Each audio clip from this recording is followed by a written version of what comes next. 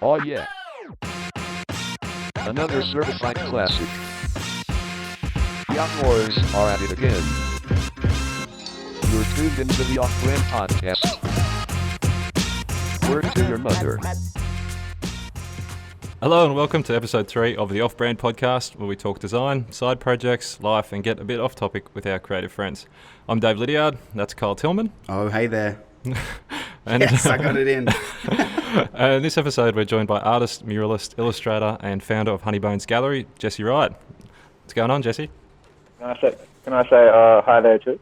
Yeah. If you've got a catchphrase, throw it in there. No, I want to borrow yours. Yeah, that's fine. Oh, hey there. Sick. You did that pretty well. It must be got it in. the beard that filters it really nicely. Yeah, it sounds the same. Yep. I think you could put them side by side. They do exactly the same justice. No one's going to be able to tell you apart on this one. Yeah, nobody. So I suppose to start off, do you want to give a bit of an introduction into yourself and what you get up to? I get up to nothing. I sit at home with my dog and I watch countless hours of Netflix. Solid. I play lots of Star Wars on PlayStation. That's me. Nothing else. Well, that's the dream. Nice. I'm a mural artist. I think everyone kind of knows that. I'm an illustrator. Hopefully everyone knows that. And I don't know. I just do my thing and get paid for it. I don't know what I'm doing half the time. Hey, that's the dream. And you're based down in Melbourne at the so. moment. Yeah, but like I said before, don't tell anyone I'm from Sydney. So I broke my one rule. It's the one rule of Fight Club. How do you think the Melbourneites will see you now? Are they going to shun you? I hope they don't shiv me.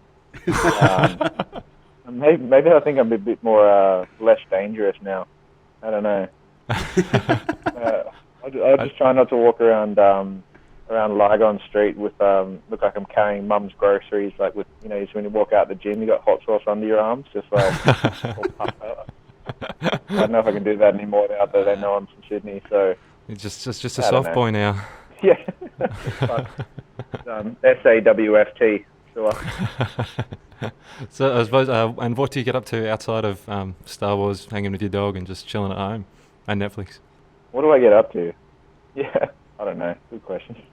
I don't know half the time. Not sleeping, I guess. I think I'm running on 2 hours sleep right now. So jeez. I got I ordered two times 4-shot long blacks this morning. So wow. Yeah, I'm living dangerously. That's jittery territory. You're just squeezing those. The last little Squeeze drop of every life. penny. I'm squeezing it. That's what I'm doing. I'm just ordering countless coffees a day. I guess when I'm not ordering countless coffees, I'm running the gallery. But that's only a new thing, so I'm still kind of waking up to that. Nice. So how long I suppose, do you want to give us a rundown on that? Like how long's it been running? What's its name? Where can we find it? Yeah, so it's called Honeybones. It's only been alive for 2 weeks. We got the keys maybe, what's the date today? Yeah, we got the keys a month ago. So basically it came out of necessity because I needed the studio. The rent was up and I think everyone was getting kicked out of our last studio. So I needed to find something ASAP. And I didn't know if I wanted to go out and get denied by other artists, so I didn't really want to have to work from my 1-bedroom apartment. So I was like, I've got enough money in my bank account. Why don't I just fucking make this decision and look like an idiot and open up a gallery?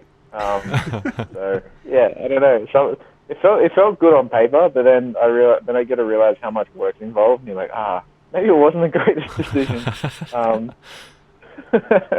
But like I said, so it came out of necessity because I needed a studio, and then this place popped up in Collingwood, and it had a gallery attached to it, and it made sense to do the gallery as well, as opposed to having 2 levels of artist studios. Yeah. And I don't know. I just kind of opened up the gallery, gave it a name, and I'm running it with my wife because I can't do any of the bookkeeping. I can't do any of the admin. I suck at that stuff. And you're just there for the eye candy. She sucks at the creative, so yeah. That's it. Yeah. I do the creative. She does the official stuff. Yeah. Cool. Yeah. Big shout outs to all the wives out there helping big us. ups. Yeah. Simple creatives. Surviving this cruel world. Yeah. No, I'm so bad at that stuff though. I have to send her my money though. Every time I get an invoice or something, every time I get paid, it's like, hey, here's a couple grand. Just don't let me know I have it. Yeah. Let me know and how much I can spend of this. Yeah, I can't have it. Otherwise, I'll literally blow it on Star Wars games. Yeah. Dude, I'm deep in the hole of Star Wars collectibles and wishing I could buy more. And man, it's addictive. How deep are you doing it? I've got a few pieces. I actually got for Christmas from my family a lightsaber, like a full-on lightsaber from, I think it's Oz Sabers or something. They do replicas that are fully machine turned, and it's pretty legit. I got one of those too. Yeah. Well, I got one for Christmas too. I got a blue one, I think. Yeah. I got I think yellow one. Pretty neutral. Wow, I thought I was a Star Wars fan, but you guys just totally trumped me. Next time I'm coming down, I'll throw it in the backpack. Yeah. But are you working in Honeybones by yourself, or have you got other artists in there with you and working away? Yeah, I've got about, I think, 5 other artists, and not all of them are artists. Some are like photographers, some are creatives, some are like, there's an architect in there as well. So that's kind of cool. Yeah, it's kind of diverse, which is nice. Yeah. They work independently under the roof. So it's more so just me leasing out the space, and then they do their own thing. So yeah, I guess I'm not really working with them. Yeah, they're more so never there. Yeah. Yeah, I'm just occupying the space by myself and throwing the ball to my dog to the other side of the studio. Nice. So where were you before there? I was in Versus Gallery for about 6 months. That was fun.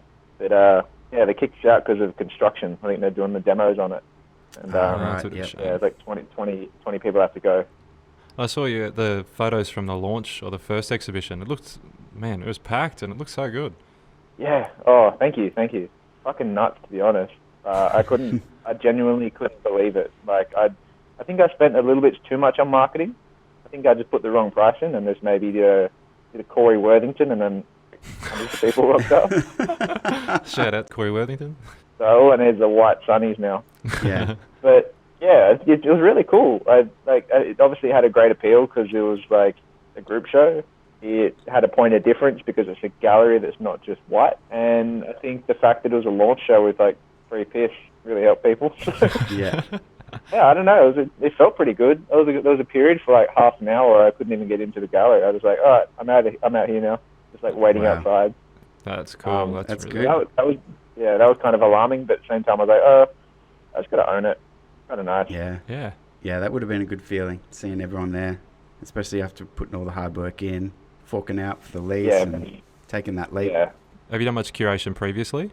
Yeah, kinda. I organised a group show with like 9 other artists, so 10 artists in total, and like we all painted beer kegs. Oh no. So that was kind of cool. That's probably the only thing I've curated. I think once you start leaving the artist side and starting into the curating side, you start putting on a suit and start having to make some rules and stuff, I guess, for other artists, which doesn't necessarily feel good. So it's like, oh, here's some restrictions. Don't paint with this. Don't paint huge dicks. And So, also, yeah, I was just concerned. I was concerned I was going to get 50 dicks back. yeah. Whatever. Sometimes it can be hard sort of, as creatives ourselves, it's hard trying to tell other creatives what to do in a sense, or even just manage them. Yeah, 100%. Yeah, give them a I don't wanna- deadline, which I don't is wanna like forget 2 my weeks big before boy the pants. actual deadline. Yeah, I still got artwork from the day of the show, which happens, I guess. So I guess that's when you get to pull up your big boy pants and then go from there. And as a gallery space, does that just operate normally sort of as a walk-in during the day, or do you sort of close that up only and open it for events? Or Yeah, because I think it's got the studio element to it as well. So I need to make sure that the studios are kind of closed off. So I only really keep it open on Saturdays and Sundays. I only keep the gallery open on Saturdays and Sundays. So I guess it kind of has that limited edition feel. Not everyone can just walk in and grab it. I don't know. I'm still figuring that part out, to be honest. It's a whole new world. I literally feel like I've gone to like Jurassic Park and just still figuring out my grounds. yeah. So hopefully there's no raptors, clever girls hiding in the background. A good reference. As long as you just don't have any Dennis Nedrys hanging around and. Just going to get like a computer virus of like Newman from Seinfeld just going, And have you got any shows planned coming up soon? Like any more group shows or your own? Or Yeah, so I think for the first 3 or so months, I'm going to be doing like heavy group shows where it's going to try. Basically, my attempt is to like, hit the ground running and make the whole impact in the ground type vibe. I don't know. I think it's working, but that's what I'm going to be doing. So the next one coming up is 20 artists redesigning the Mona Lisa. So Yeah, it's cool. that's kind of got a bit of a main event feel. And the one after is a record show. So like, going to get a bunch of artists to paint on some vinyl records and then send them in. Yeah, that should also be quite good, I think. We'll see how it goes. See how well my marketing goes and if I turn into another Corey Worthington. I don't know. Have you just say the gallery's got a theme or like a niche you're going into? Yeah, I think so. Like, my big thing is I hate going into galleries and like being really, really, really hyped for a show and then leaving after 5 minutes because I've seen everything and there's not really a reason to stay around. So my kind of niche going into every show is the fact that I want to keep it a little bit interactive. I want to keep it really culture heavy. And the reason why I want to do that is because look at companies like Apple and you look at companies like Samsung. So I like to think that I want to emulate a vibe, not the vibe, but a vibe that Apple puts off. So like realistically, Samsung's a way better phone. And I know there's going to be way better galleries than me, but I want to have that appeal where it's like, hey, come to my spot and you can throw around paint and throw around coloured smoke and breakdance and like look like a silhouette with only your headphones. But like that's the kind of commercials that Apple put off. Whereas if you look at Samsung commercials, they're literally people in our like Apple lines, just like queuing up for an Apple phone. And it's like, oh, well, I know you've got a better phone, but I still want the Apple. You know what I mean? Yeah. Yeah. So that's kind of the culture vibe that I'm in, like trying to make the gallery off. If it's got a vibe, I think it's kind of like a skatey, surfy, not so street art, just kind of reflection of me, I guess. You know what I mean? Yeah. Just like here's this really nice, welcoming place that also is a little bit edgy to corporates, and we like to throw skateboards and stick our fingers up at cops. That's the type of vibe that I'm giving. Hopefully it works. Hopefully it comes across. Well, that doesn't sound like very Sydney-ish either, too, mate. So you're really keeping with the Melbourne theme there. Maybe. I hope so. Yeah, no, that sounds good. good. That's probably why I moved to Melbourne, because I don't really think there's many people like that in Sydney. Everyone's kind of like, hey, I want to wear active wear and like drink lots of Gatorade or whatever. I don't know. Fuck off. Gatorade. Unless you move to the Northern Beaches, which is a whole nother vibe. Some of that Bondi juice. Oh yeah. Yeah. Don't even get me started. How long have you been in Melbourne for? I think a year and a month. Okay, so still pretty fresh. I think so. Yeah, I'm still like I have to put on Google Maps everywhere I go. I don't really know where I am half the time. I know like around the city, but someone's like, "Oh, I'm from Coburg." It's like, where the fuck is Coburg? I don't know where that is. Then they have to like tell me in minutes. I'm like, oh, okay. How much in an Uber is that? Yeah. So have you got a good base of artist mates there now? Yeah, I think so. It's like I like Melbourne because it's not cliquey. Like everyone just kind of knows everyone. There's no real like, once again cliques. There's no groups of friends. There's just like, I don't know. I guess so. Like I'm kind of friendly with a lot of people. There's been a couple of people that just like instantly don't like me, but I don't give a shit. I think that's anywhere you go. I kind of compare it to like a workplace. There's always that one idiot in the office that like types too loud or like breathes really heavy or just doesn't wear deodorant. That's what I kind of compare it to. Like everyone's just friendly, but there's always that one person that has a mullet. You know what I mean? Oh, dude. There's lots of mullets getting around at the moment. Yeah, lots of mullets and short fringes. Yeah, the bullet, the bowl cut mullet. Oh, the Super Bowl. Yeah. And how about your own shows? You mentioned to us before the show that you're getting ready for another one. I don't know if I'll do it, but I'm actually trying to plan 3 shows this year. Not too much. Yeah, I don't know if it'll happen. I like to dip my balls in hot water and see what happens. So it's probably going to hurt, but Well, hot coffee. What it feels like. Yeah, put them in hot coffee, and it's sort of you get that boost at the same time. Yeah, someone told me the other day that testicles have taste receptors. And I was like, yeah, fuck off. And they're like, no, they do. And I was like, I'm not trying it. You try it. Apparently, it was doing the rounds on social media. People like dipping their balls and shit. And I was like, all right. Yeah, I don't know if you should hang around with that person anymore. No, I don't think I do. Question though, is that off-brand enough? Yeah. The testicle dropping or the art show talk? I don't. All of it, really. I'm not even an artist. I just want to play Nintendo all day. Like, I haven't finished Pokemon yet. What, original red and blue? Oh no, I finished Red. Yeah, I got a 151. Solid. I got the Mew. Had to go to the shopping centre for that one. Yeah. Had to go to the shopping centre. But yeah, shows. I want to do 3.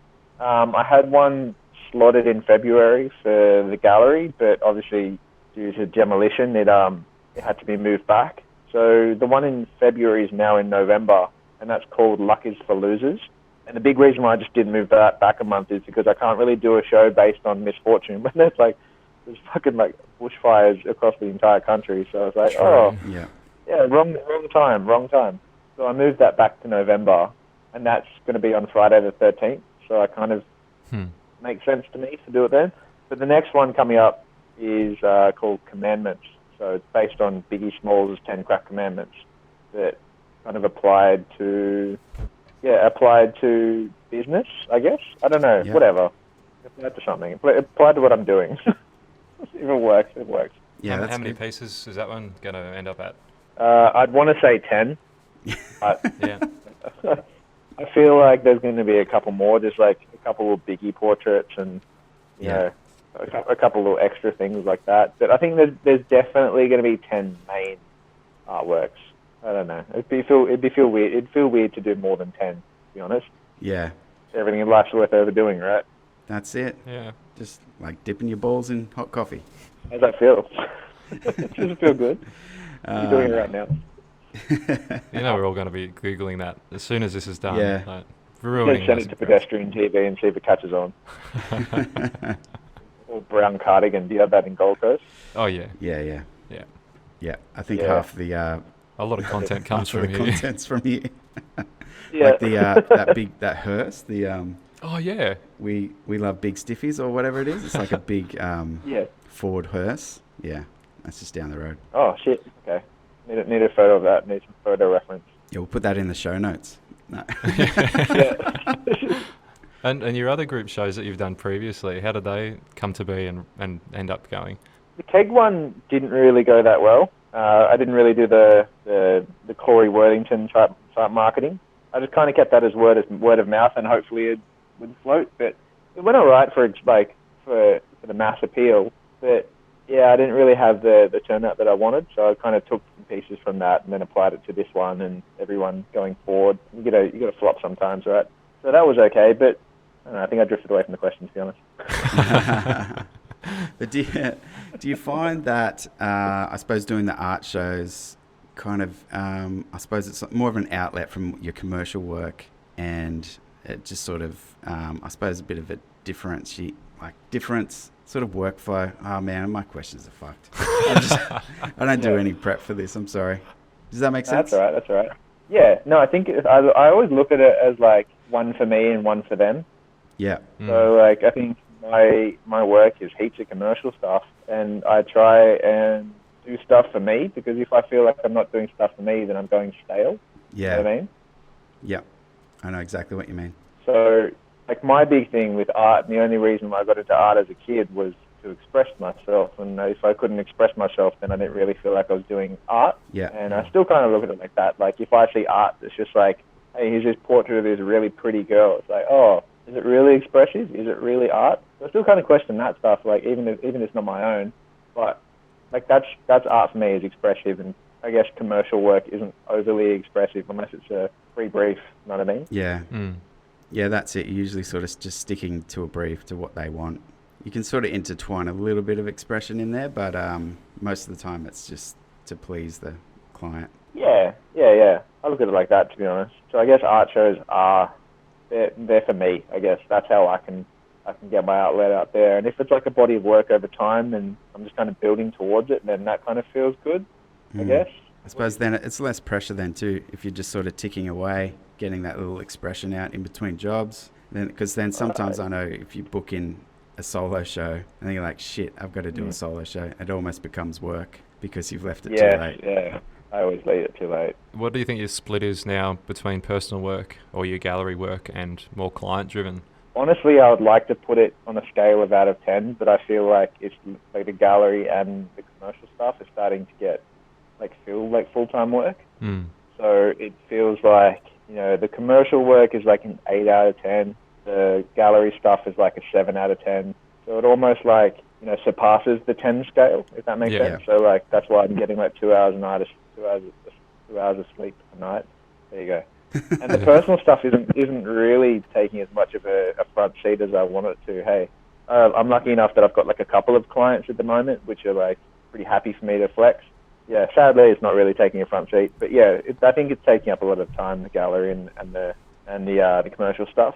I don't know. If it was, I'm under the impression that if it was easy, everyone would do it. So yeah, exactly. To be honest, I kind of look at the gallery as kind of what rappers do when they make enough money. They're like, oh, I'm just going to start a record label, or I've sold enough cocaine, I'm just going to buy this really nice car. I kind of look at it as I'm washing my my art money, my dirty art money.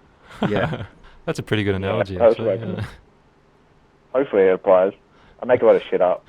No, I can see it. And do you think, would you, is the dream or the end goal to sort of stop the client work so much and just do gallery and personal, or? Kind of. I really like doing commercial stuff, but I think that the commercial stuff I'd want to do it on such large scale that it feels fairly seasonal. So, for example, the best way I can look at it is Virgil Abloh, and obviously I don't think I'm going to get to the level like that. But I like the way that he does it is that he will do a creative director position over a season or over a year or something like that, and then he'll move on to the next project. So I feel that if I was to apply it to myself, I'd much rather do 3 or 4 huge collaborations per year, and then just do one really big exhibition every year or every 2 years or something like that. So I can make a couple $100,000 or something. I don't know. Dreams and goals. Yeah, no, that's good. Oh, at least you got them there. That's it. Yeah. And if you've always got that in the back of your head, then you're working towards it, and it tends to happen. I read a lot of those self-help books and stuff. So a lot of it's law of attraction. Just visualize it, and it will come true. So manifesting. I don't know. I'm just visualizing, just being on the Ellen show or something. Giving her a big hug. What's up, Ellen? What other books are you reading at the moment? What am I reading at the moment? I'm reading a book called Ikigai. About Japanese sense of being, I guess. It's like purpose. So about how every Japanese person believes there's a higher purpose. Not necessarily religion, but everyone serves a purpose, whether it's big or small, and everyone has a reason for being happy, I guess, having a reason for finding their happiness. So that's the book I'm reading at the moment, but I find it hard to read because my attention deficit's fucking through the roof right now. Yeah, the double quad coffees in the morning probably making it hard to focus on words. It definitely doesn't. No. I was contemplating doing work while doing this, and I was like, why would I even think about that? So I'm used to I'm honestly used to just juggling 3 things at once. So I'll be doing one work and I'll be bouncing between emails, and then I'll be trying to eat and just I don't know, just doing 3 or 4 things at once. And, throwing the ball. Yeah, that's what I'm used to. Yeah, he's all right. He's on the couch right next to me, just having a good nap. Hey, what's up? I jumped on his Instagram the other day and just that bandana just seems to be his thing. He's trademark, right? Yeah. I'm gonna make honey bones dog bandanas. I think that'd be sick. Oh, that would be sick. Yeah. I've called him the official host of Honey Bones. He's so cute at galleries though. Hey, he's legit my branding, and I hate when people tell me I can't bring him to jobs. I went to a job the other week, and they were like, "Oh, you can't bring him," and I'm like, he's already here. Too bad." Okay, whatever. And so I took him up on the scissor lift with me, and they were like, "Oh, you can't bring your dog up there." I was like, "Oh, he's already up here." Man, that's I don't get that. Yeah, he's my painting assistant. Your muse. He washes my brushes. Keeps you company at least. And you mentioned a little while back you were talking about your exhibition and the bushfires. Yep. I saw you put out some limited edition prints for the like fundraiser appeal. How did that go? Like, is this something you sort of get around pretty regularly when something like this happens? Or Yeah, I kind of my big thing is that like I hate people that take advantage of stuff, and I hate people that aren't really genuine and like try and help people and help causes and stuff like that. Like I'm a big fan of people just being like kind in general, like kind and approachable and like giving and whatever. I think for that one, I had to knock back the show, and like I wasn't really making money, and I was just like, okay, cool. Well, I don't really need to make money this month. I'm just gonna do something that's really genuine and like actually help people, because I wanted to donate. I really, really wanted to donate, but like I said, I wasn't really getting much work. So I was like, how can I give but not really give at the same time? You know what I mean? There's nothing to give and whatever. So I kind of applied print to make some money for wires. The wildlife rescue. So I gave 100% of the profits to that. And I think it pulled about $3 grand. Yeah. Sweet. Yeah, that's not so chump that change. was kind of nice. But And do you do those sort of? Have you jumped on board any other sort of causes or any of that cause-driven projects? I'm fairly a big advocate for like Indigenous rights and stuff like that, and anything to do with like LGBTQIA plus stuff. Yeah. So like I'm fairly outspoken with that stuff, and like anything that's, I guess, animal rescue, animal rights type stuff. So I kind of jump on board with social engagement. I think this is the first time I've actually kind of used it to raise money. Yeah. So I like to think it's, as you know, my Jesse Wright brand is, you know, fairly outspoken and like giving, I guess. I don't know, maybe giving isn't the right word, but yeah, I guess just outspoken. And so like for me, my social engagement is like, how can I voice my opinion and let people hear it? Like use my audience to its full capacity. Because I think there's people that follow me that need to hear that stuff as well. Like need to hear about the wildlife and bushfires and like, you know, Indigenous rights and police brutality and all that stuff. So I'm fairly outspoken about all that. That's probably a good differentiator for you as well. It gives you that platform. Yeah, I think so. That's when I really get to express myself. To me, like I think one of the biggest things that really hit a staple on my social this year was like me doing a picture of Gomo as Darth Sidious with like a really floppy lightsaber. Yeah. And that picked up a bit of steam. Yeah, take my hand or I'll make you type of thing. Yeah. So yeah, a bit like political satires never really hurt anybody. So yeah, let's go, man. Fuck that guy. Yeah, he hasn't really stepped up to the plate recently. He stepped pretty far back from the plate, I think. You were talking a little earlier about Ikigai, and you've done a fair bit of work for Japanese brands and Japanese wrestling in particular. Yeah. Like, how did that come about? I've always been a massive fan of wrestling. And for me, it's like, you know, people enjoy football, people enjoy soccer, people enjoy watching porn, whatever. Wrestling's my porn. Does that work? No. Keep my pants on. Anyway. You can cut that out if you want. Large sweaty men rolling around. It works. I keep my pants on just as long as everyone knows that. Hey, whatever you're into. We're not here to kink shame.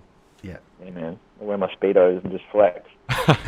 So I've always been a massive fan of wrestling, and I only as of recent, I think the last 5 or 6 years, 6 years, I've gotten into Japanese wrestling, purely because like I stopped watching WWE for a while because it just felt like really fake. It felt like I was watching Neighbours, and it was like PG version of Neighbours, and it just sucked. Yeah. So I started watching like Japanese wrestling where they actually fucking hit people, and they kick really hard, and like there's more investment in like the storylines and stuff. Like it just made sense because I've always been a massive fan of like Japanese culture, like anime, and I don't know, it just kind of hit home. So I was like, oh, okay, well, this is covering all my favorite areas, and I got into it, and I got really excited with one event, which is like it's called Wrestle Kingdom, which is like their version of WrestleMania. Yeah. And I just did a design like as a bit of a freebie, not a freebie, but like I was just like, I'm really excited for this, can't wait. And then it got picked up within like a day, and then the wrestler bought it, and then it just kind of like went 6 gears straight away. Other wrestlers were like, yeah, we really like this, and it was really cool because it wasn't through WWE, and they could actually buy their own merch, and they could sell their own merch, and oh, that's cool. That's sick. Yeah, there was actually like a punk band type feel about it, and this is like this untouched market because every design that they had was shit, like every one of them. So I was like, this is sick. And then I started working with New Japan, which is the company, and then started doing more and more designs. And then that's why I have the katakana in my name, so they can pronounce it, because there's no way they can pronounce Jeswri. So they were like, oh, how do you say it? And I was like, there you go. But yeah, I don't know. I love watching wrestling, and I love like giving back sometimes. I just wish I had more time to do wrestling designs. I don't know. Wrestling's rad. So you got the award for the top 10 best wrestling designers in the world. Yeah.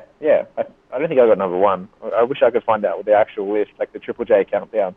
Yeah, I got in the top 10, which is quite nice. And that was like through the number one merch seller other than WWE. And in most cases, they actually outsold WWE. And so like my designs got put into like Hot Topic, which is the equivalent of like JJ's, I think. So that was kind of sick. And yeah, never look back. That's so good. That's awesome. You got to get them to fly you out to Japan and do a bit of a tour. Yeah, ringside. Yeah. Oh, that'd be dope. I sat ringside for when they came out to Melbourne. That was sick. Got on camera. They were like giving some sneaky little high fives and stuff, or two sweets, which is like their version of high five. And yeah, it was rad. Who's your all-time favorite wrestler, or what's the? I think my favorite wrestler of all time is Rey Mysterio. He's cost in the pop culture a little bit. And like I think back in the old day, like I remember playing with my older brother's toys, and he had like the Hulk Hogan toys, and he had like all that, and he was like, he's a wanker, so he likes everything that's like super masculine and stuff like that. So his favorite wrestler was like Hulk Hogan, favorite superhero was like Superman. And I was like, these guys suck. It's so mainstream. I tried to pick people that like weren't like that as my favorite wrestlers and like favorite superheroes. Like, yeah, I was like, oh, Batman's way better than Superman because he doesn't have any powers and he can throw a fucking boomerang at your face. And Superman's just like, oh, I can fly, I can do laser vision, I got speedos on the outside. So, I don't know. I like to pick like anti-heroes in my like as people I like to watch, I guess. And do you see the wrestling work, do you reckon that will continue, or is it kind of just sort of it's slowed down? It's slowed down only because I don't really have as much time to do it as of late. So it's gone to the point now where like people reach out and it's like, yeah, we want to design. It's like, oh, I want to, but I don't know if I have time to turn something around in time. It's kind of low budget as well. It's not for anyone's sake, but it's just the nature of the game. It's fairly low budget. So yeah, I don't really have time to turn around it and compare it in comparison to like these bigger mural jobs, which involve like heaps of concepts, heaps of planning, heaps of scamps before you even start. And then when you start, it's like 18-hour days. So are you digging the mural work a lot at the moment? Yeah, I definitely do. I came from a background in graffiti. So I started when I was like 14. And so I've always kind of really been painting since then. Stopped doing graffiti when I was like 19 or 20. I think it was, one of the two. Yeah, I've always kind of enjoyed just painting in general, like painting large scale. So for me, like to be able to do more murals and illustrations is a bit more fun because, you know, I don't really have to be slouching over a desk. I don't have to be, you know, on my computer or my phone all the time. I can just kind of zone out. And like, painting is a little bit meditative for me. So you know, you're only really focusing on what's in front of you as opposed to, like every other stimulant in the world. And have you got any big ones coming up, or are you part of any, like the First Coat shows or any of those sort of things? Coming up, I've got to do like a private gig that's like a private indoor atrium, which is like two stories high. Whoa, that's kind of fun. That's fancy. Now. Yeah, it's like someone's private indoor courtyard, which is kind of cool. I've got to paint at Arnold Schwarzenegger's Sports Classic in like I think 9 days from now. So it's like a 3-day event, and I'm just hoping out that I can meet Arnold Schwarzenegger and like give him a massive butt grab. Just like give him a hug and then just squeeze his butt and just look in like deep in the eye and go like, come with me if you want to live. I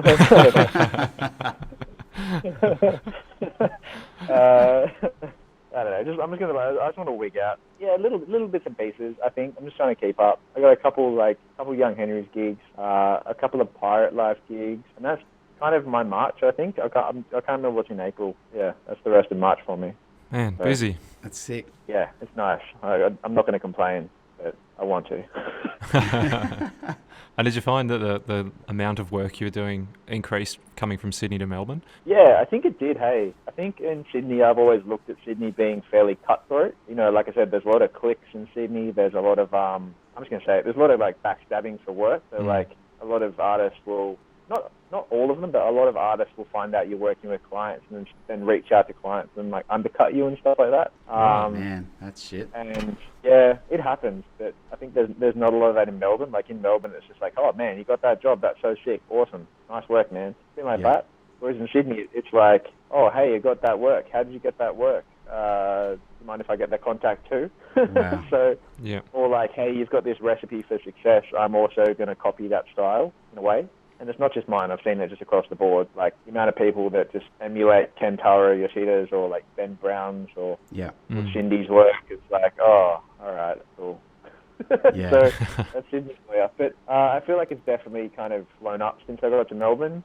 I think it helped me take it a lot more professionally as well. So like I'm living closer to the city than I was in Sydney. I've obviously got studio and stuff, and I've got the gallery. So everything's kind of naturally and organically getting better. I'm not necessarily trying to reach out to as many clients anymore, which is still quite nice. Still wrapping my head around the having to not reach out as much stuff. And yeah, like I think the quality of work is definitely gotten better as well. But I'm not sure if that's just due to time or it's due to Melbourne. You know what I mean? Yeah. Right. Yeah. Maybe it's a bit of both. Yeah, I think so. Quite nice. It's definitely quite nice. I still have to like stop and kind of smell the roses sometimes. Yeah. Which, I find myself like having to do lately because, like I said, I read a lot of those books, and like one of those things is like law of attraction, and one of the big things about law of attraction is like you got to kind of visualize yourself in that moment, and like whether it's everything from like smells, sounds, really embodying yourself in that moment. So like a lot of these things that are happening, like these projects, like the gallery, even it's just like, okay, I've been here in my head before, and I'm mentally already checked this off my list. So it's hard for me to enjoy stuff lately. You know what I mean? Like, because I probably feel like I've been there. So I have to stop and do that sometimes. Yeah, I totally relate to that way of do you? Sort of visualizing things. Yeah, and like you said, I've already played this out in my head. Yeah. And I used to do that before I even knew what manifesting was. Someone said to me one day, man, you're such a good manifester. I'm like, hang on, just wait a sec. I've got to Google that. It means you got good facial what do you call hair. me? You're a manifest. Yeah, I think that a lot of people don't really appreciate how like good of a skill that is. Just to, like as simple as just like manifesting stuff. Hey. Yeah. Like I tell it to everyone I come in contact with. Like such a fantastic tool. Honestly, it's so easy to do. You know, visualize what you want, and your body and your mind and your kind of way of life will naturally draw you to where you're going. It's kind of like when you're running or at the gym or something. It's like, oh, I've got to get this out. I've got to do that extra kilometer. I've got to do like this, or like I've got to brush my teeth in the morning. Like it just naturally happens, I guess. Yeah. And did you manifest the Adobe live drawing feed thing? Yeah, I actually did. Yeah, I don't know. I kept like tagging Adobe in like 1,000 of my Instagram stories, and like I think I even reached out to like all the wrong channels. I was like, hey, I want to do this, and then I just kind of like found my way in one time, and then by the time I got there, I was like, oh, okay, this actually feels quite natural. But to be honest, man, that was actually extremely scary the first time I did imagine. that. I had the biggest imposter syndrome ever. Yeah. I had to fly from Melbourne to Sydney just to do that, and I legit nearly pulled out because I was like, oh, I'm not deserving of this.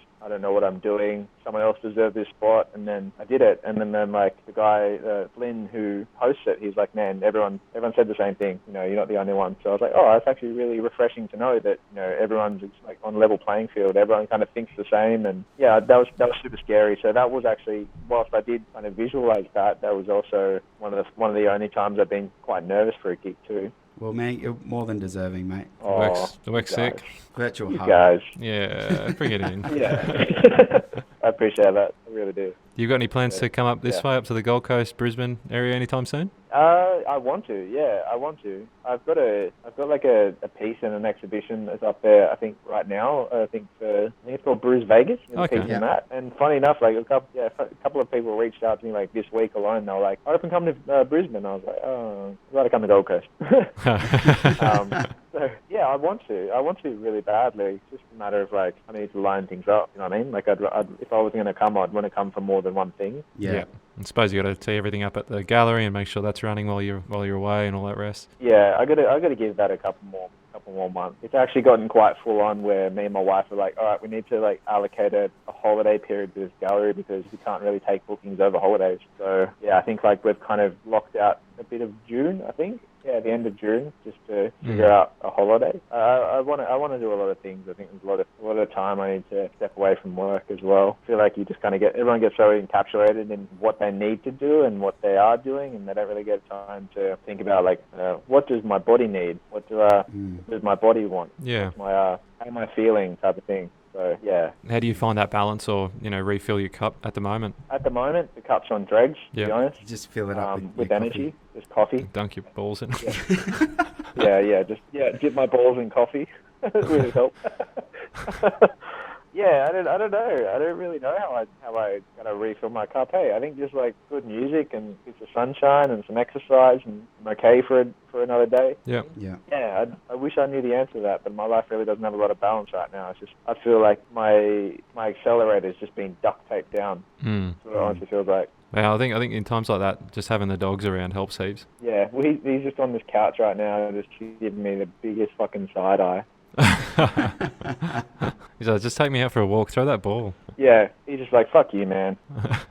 Well, I reckon we'll sort of wrap things up. We usually finish these with a few quick questions. So, and if they go off in other directions, great. If not, they can be one word answer and you can just bail and go do whatever you want. But I suppose start off going off your upcoming exhibition. Who's you pick out of Biggie and Tupac? Biggie Smalls for sure. Yeah. Nice. You on? Your turn? Oh, yeah. Okay. All right. Here's a tricky one. Between your corporate work, if you could personify your corporate work and your personal work as wrestlers, who would they be and who would win? Oh, that's probably the best question I think I've ever been asked. Oh, shit. I thought the Biggie Tupac one was the best. Your favourites. I'm sorry. Okay. I think if my corporate work feels like Vince McMahon, and my brand I think feels like Stone Cold Steve Austin for sure. Nice. And Finishing so the winner would be Stone Cold, yeah. Yeah. McMahon just gonna get stunned every single day. All right, jump off on a tangent real quick. Have you watched the Netflix series The Toys That Made Us? Yeah, my dog pulled out my microphone. Sorry. Go on. It just gave us like the stink eye. He's like, oh, fuck you, man. You said to be over already. He just wants his bickies. Yeah, fair enough. Yeah, have you watched the Netflix shows, The Toys That Made Us? Yeah, that's sick. That's such a cool little insight That's into that world. I liked it. Yeah, I was like, I think I liked the Ninja Turtle one the most. Hey, that was sick. That for me was like, I think that was the most aspirational for sure. Yeah. It's like you can create something, then someone's going to buy it. Like, oh, sick. And then you can get paid for all the time they want to use it. Yeah, license that. Yeah, licensing in the toy world. Back in the golden age of wrestling, was it WWF or WCW? Yeah, I used to watch WCW, I think. And I used to play all those Nintendo games. So, yeah, WCW. Wow. I was expecting WWF. Way better shit going on. Nah. I only liked WWF because of Stone Cold. Yeah. That was the only reason I liked it. Like, WCW had like all the Lucha Libre stuff. They had all the Japanese stars. They had Sting, which is like the opposite of Hulk Hogan, and that guy rules. And then they had Hulk Hogan, and then they started going downhill. Yeah. Yeah, I hate Hulk Hogan. Sorry. We can tell we're picking up on that vibe. Yeah, you get some real hater vibes. How's I saw him the other day. He tweeted, it's like, oh, Bam, love you, man. Wish you were still with us. And then Bam Margera, like he was talking about Bam Margera, and Bam Margera tweeted him back saying, still alive, dude. Yeah, I love those. Like, I love when people troll Hulk Hogan, and they're like, "Oh, hey, can you have a shout out for my uncle?" And then he gives him a shout out. Like, it turns out to be some like notorious pedo or something. Yeah. Oh my god! I think they did a similar thing with Flavor Flav through that Cameo app recently. Yeah. I just don't know how the Yeah, internet they did. works. Yeah, like George Pell or something, wasn't it? Yeah, I think it was George Bell. Shit. Yeah, that was hectic. Oh man, have you seen the Paulie Shaw ones? He's a crack up. No, I want to watch If it. I was- No. Yeah, if I was ever going to get a cameo for someone, it'd be Paulie Shaw because he's Paulie Shaw and he's still going. But I think he's quite aware that he's beyond his prime. He's over the hill. Yeah. He's prime ended like 3 years into his career. Yeah, Encino Man. Squeeze Yeah. into juice. I want to pay for a cameo for someone's birthday. I just don't know who to get. There's Maybe I'll lots just do on there me now. and just like put a cameo logo there. Yeah. Yeah. How about who shot first, Han or Greedo? Oh man, Han shot first, 100%. Dirty. Come on, it's so badass to think that Han shot first. Yeah, true. Adds a lot That's to his true. character. I don't really think there's much to debate about. To be honest, it's like, fuck it, who cares? He's just like, Greedo's dead, little punk bitch. Snitches get stitches.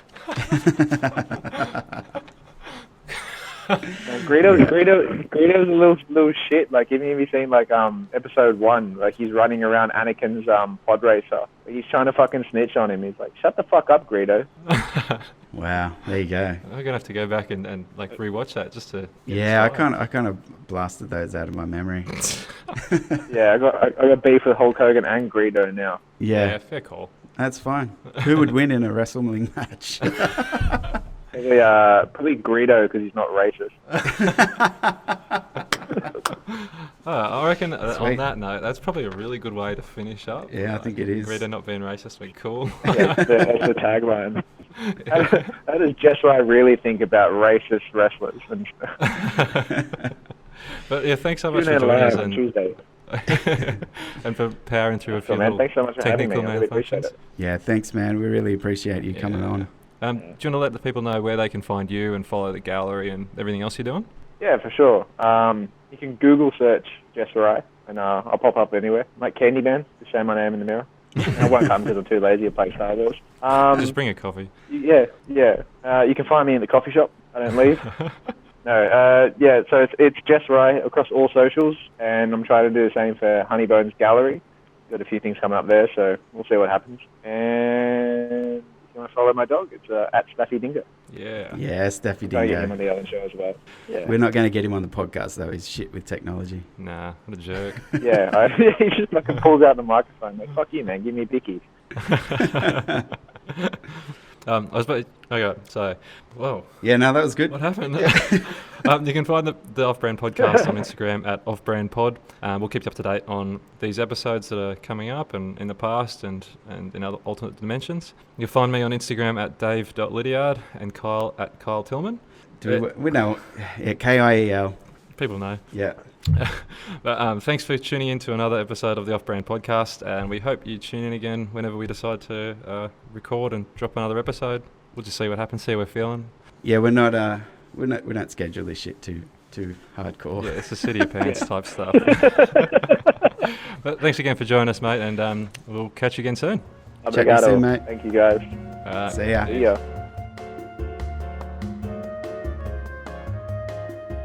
I think we might have a delay. Yeah. Biggie, for sure. Sweet. We do have a Give you a delay. shot. Okay.